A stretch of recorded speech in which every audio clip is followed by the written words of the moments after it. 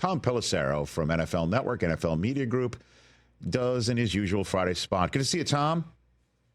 Good to see you, Rich. Great night last night for the Jets. Second half looked like what we've been waiting like a year and a half to see from Aaron Rodgers in that offense. But I did just spend much of my beginning of this show on the Jets, and I'm going to give my thoughts on the Texans in short order.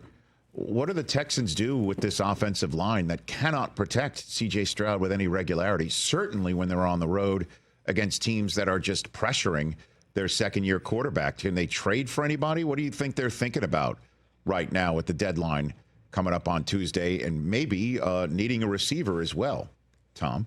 I would anticipate they're looking at all options. You know, the fact that Laramie Tunsil's been banged up probably hasn't helped him either. But then just the revolving door, those interior injuries, like that stuff adds up. I'm sure there's some things that they can try to adjust schematically here, but you're down to the final, 4 days to the trade deadline. If you're going to add, now would be the time. And there are offensive linemen that are still available. We saw one get traded a few days ago with Cam Robinson ending up in Minnesota. In terms of the receiver, I mean, I know that the Texans have at least been involved in talks on potential receiver additions. You watched the game last night. Tank Dell, we kind of forget Tank Dell was the number 2 receiver on that team last year and was really, really productive when he was healthy. They are going to get Nico Collins back in the not too distant future, potentially as soon as next week, which is going to help a lot as well. But you probably need something extra. And so it's entirely possible that they're looking at both those spots to add. And so, you take a look across this Week 9 landscape. Let's move to Lions Packers. Jordan Love going to play in this game, in your estimation, Tom? Certainly seems to be trending in that direction. I know that, there was optimism, like I reported on Sunday, right after the injury, despite, Matt LaFleur being asked, how concerned are you? He says, very concerned. It's like the definition of a leading question. But they really thought that they had dodged a bullet with that one.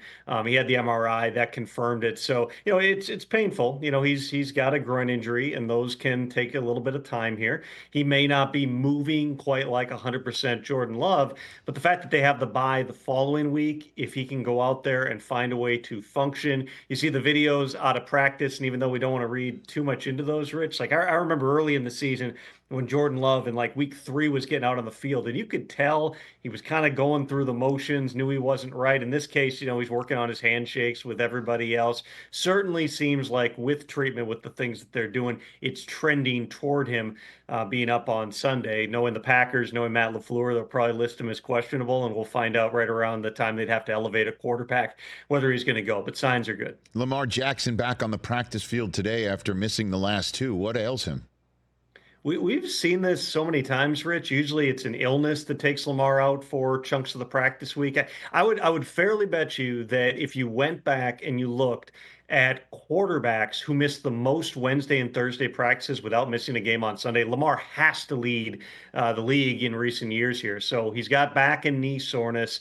It's something that they've been doing maintenance on. He was back at practice today. Again, knowing the Ravens, they'll probably list him as questionable for the game, but certainly the fact that he's back on the field on Friday, he's not, dragging out there from the videos I've seen. I would say that one's also trending toward him being available. And then prior to kickoff of Thursday night football, one of those collective oh no moments, because he's such a good kid and everyone roots for him.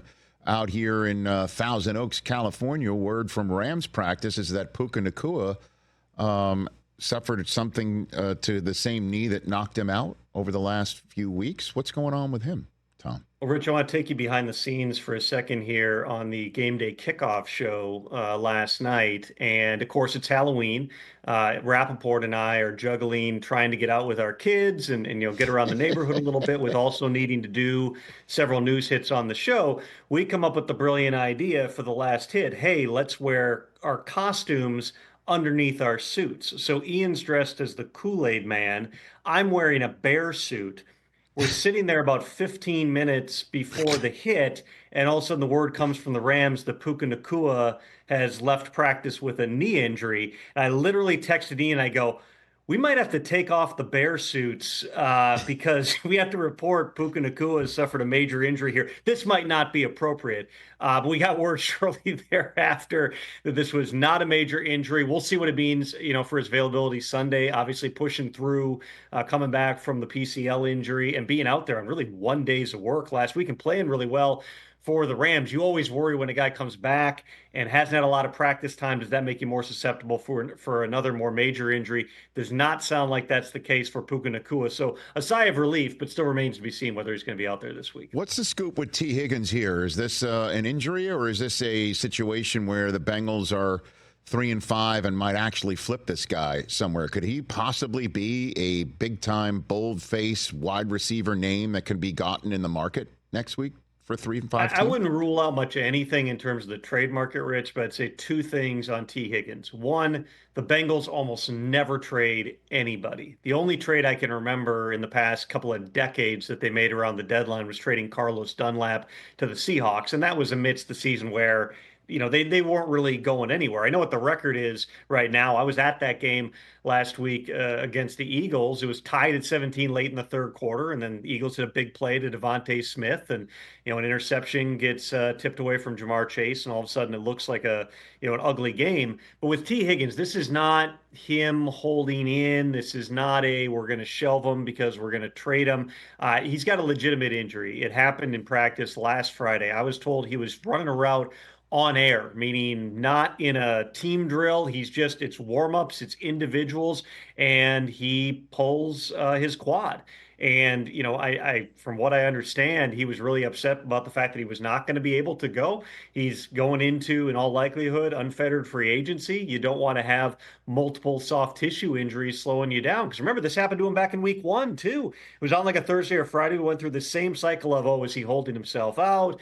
What's going on here? No, it was he suffered a legit injury. I have no doubt that Tee Higgins is going to get paid, but it is going to give some teams pause when you're talking about a guy who multiple times within a season is suffering a soft tissue injury during the practice week and forcing coaches to kind of blow up the game plan. That happens on a Friday. That's not easy for Zach Taylor and Dan Pitcher and those guys. Last week they went to more 12 personnel, and Mike Gesicki had a big day. But Tee Higgins along with Jamar Chase, like that's what makes this Bengals offense go, especially now that Joe Mixon is not there anymore. Tee Higgins has not been out there this entire week, so it doesn't seem like he's going to play in this week's game. Again, I wouldn't rule anything out in the trade market, but history would tell you, especially with the Bengals still alive in the playoff picture, probably unlikely that he's moving on. And then earlier this week, Mike McDonald of Seattle said he felt optimistic that DK Metcalf could come back after just a 1-week absence with a knee injury that knocked him out a couple of weeks ago mid-game, but he didn't practice yesterday. What's your thought? I mean, it's a big game between Seattle and the Rams this weekend, Tom. I mean, it's going to feel like whichever team wins that game has a good shot at being the team that takes down the 49ers. The team that loses, is going to, I'm not going to say they're going to, sell off, but certainly they're not going to feel as confident, as we roll up toward the trade deadline here. With DK Metcalf, it's a grade 1 MCL. Those are usually a week or two. So he's right on the border. It would not be the first time that a Seahawks player didn't practice Wednesday, Thursday, got some work on Friday and played in the game.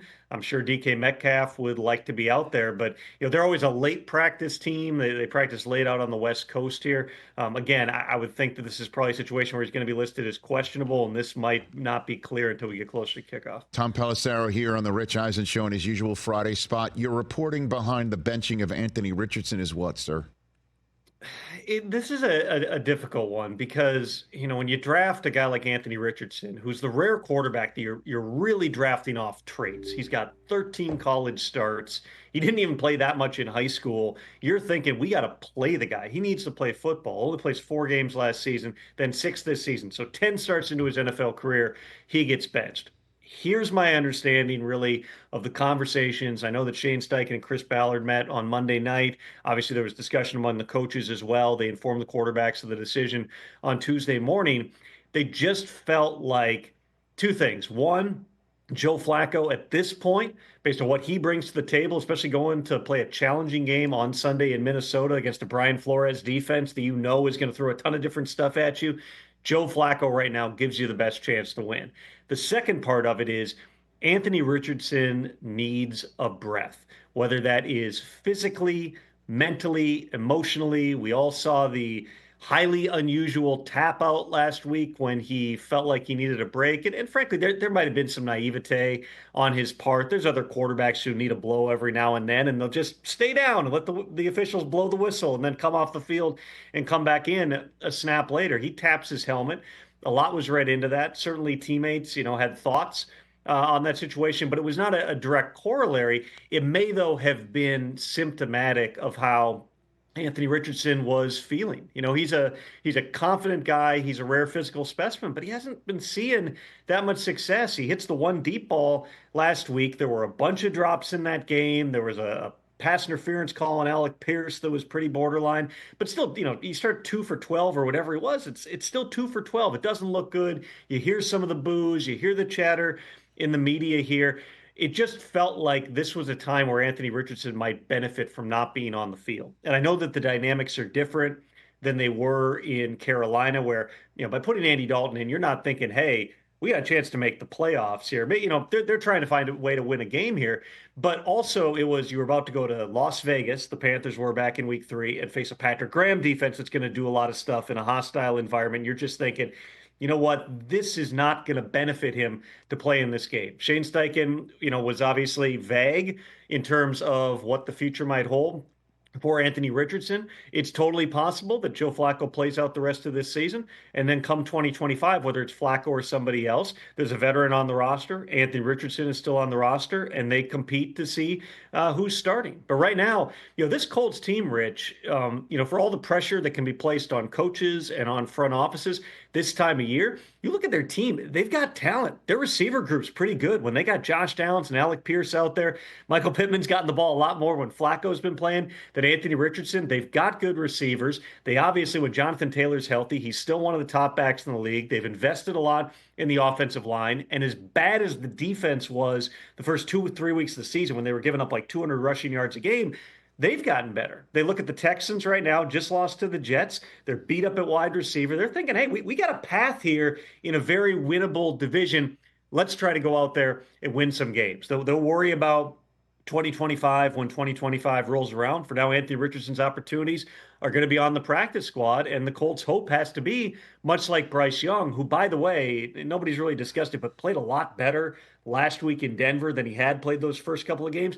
Maybe taking this break, as much as he didn't want it, benefits him in the long run. And then Tom Pelissero here on the Rich Eisen Show. Then you got the Cowboys, where Jerry Jones in his Tuesday spot, where he's been quite combative with a couple of local radio hosts, he this week took a much sunnier way of looking at it, saying we can have a storybook ending to the season. And then the next 4 games, you look at the story there, and it's quite the book, with at Atlanta, home for Philly, then the Monday nighter home against Houston, at Washington.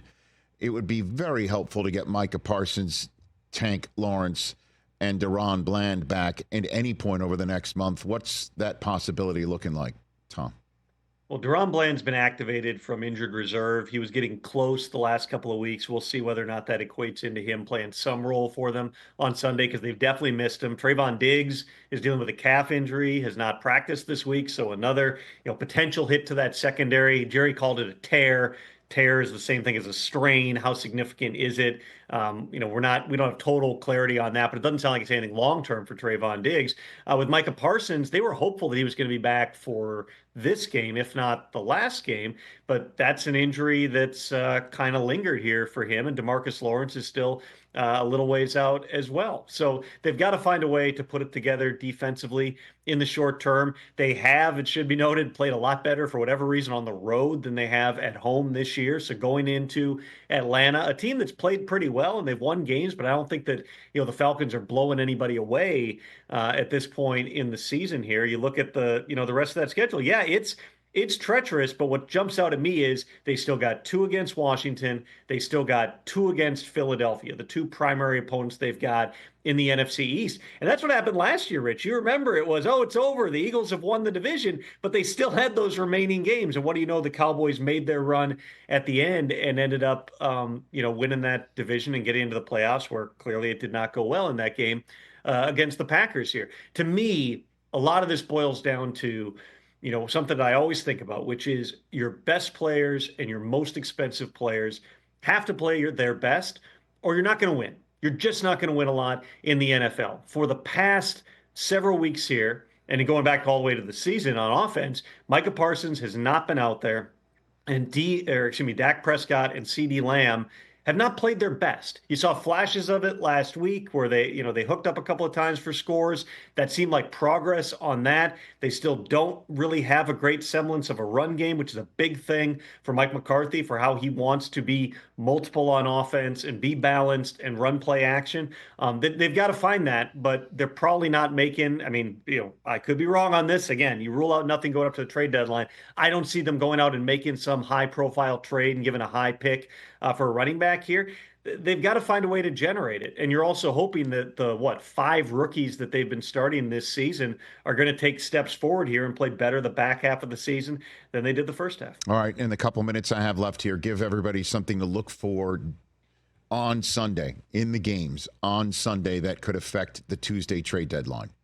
What do you got for me on that? It's a great question. Thank I think you. that there are some of those teams that are kind of teetering on the brink here. We've already seen the Jaguars make a couple of trades, Roy Robertson Harris going to Seattle, and then Cam Robinson to Minnesota. A loss for Jacksonville, I would think, would certainly point them toward going even harder into sell mode. The Cleveland Browns have been open for business here. You have, maybe a little ray of hope. We've seen them make a second half run with a backup quarterback, third string quarterback, fifth string quarterback in Joe Flacco's case last year. But it sounds like other than Myles Garrett, there's not a whole lot of sacred cows on that roster. So what happens this week potentially could impact that as we move forward. Tennessee's already, into sell mode. I think there's probably some other teams as well that are trying to figure out which direction do we go here. And on the flip side of it, some of the teams that maybe think that they can put themselves over the top. Injuries are going to be the biggest thing, Rich. If you go down the list of the trades that have happened so far,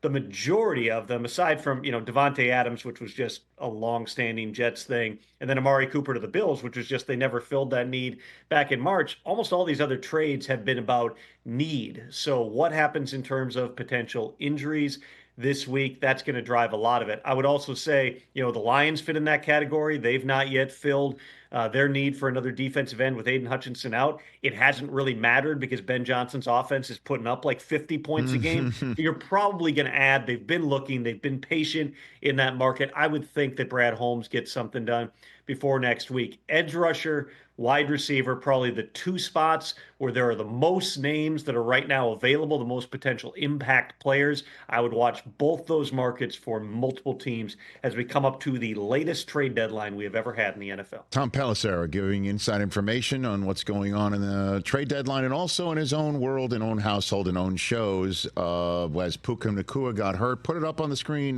Mike Hoskins. There it is. Very serious business of information. You can imagine if we find out 30 seconds before air and there's no time to change, Rich, that delivering the news of a torn patellar tendon might not augur well from the Kool-Aid man over there on the end. So, I tried to class it up. I at least still wore the tie with the bear suit. Yeah, exactly right. You're a classy man. I appreciate it. And say goodbye to these guys because they're all pissed. Tom, we're here too, buddy. Start, I mean, we didn't take the day off. I don't have a chocolate hangover. I love we're here. You guys. I'm sorry. I'll send you. I had the full-size candy bars. All right, I'll mail some out. Did you get my text, Tom? You see what I sent you? Mail one. No, he's talking. I saw a video. You saw me look over at the screen, but I wasn't sure. You sent me a video. You texted him during the conversation. Leave him alone. I'm talking to him. Are you going to swear here? We go. No, okay. No, you are. You're mouthing it though. We'll leave it there. What a great, well-oiled machine we have here. Say hello. Just say hello. That's all we want. We don't ask for much. We're saying goodbye. Hi, fellas. Too late. Bye. See you later, Tom. Tom Pelissero, everybody. A round of applause for Tom.